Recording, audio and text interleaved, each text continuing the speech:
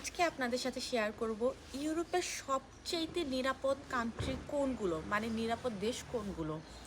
Iceland. Iceland ইউরোপের না, শুধু বিশ্বের মধ্যে সবচেয়ে নিরাপদ কান্ট্রি ধরা হয়, কেননা ওইখানে অপরাধের হার নেই বললেই চলে। ইভেন ওইখানে দেখা যায় অনেক সময় পুলিশ অস্ত্র বহন করে না, অস্ত্র নিয়ে তারা চলাফেরা করে না। পরিবার এবং শিক্ষার্থীদের জন্য আইসল্যান্ড খুবই একটি নিরাপদ কান্ট্রি।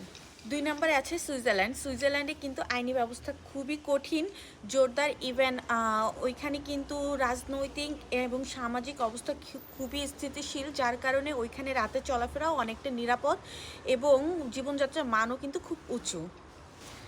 তারপর রয়েছে নরওয়ে। নরওয়েতে কিন্তু অপরাধের হার খুবই কম এবং নরওয়ে কিন্তু নারীদের জন্য খুবই নিরাপদ।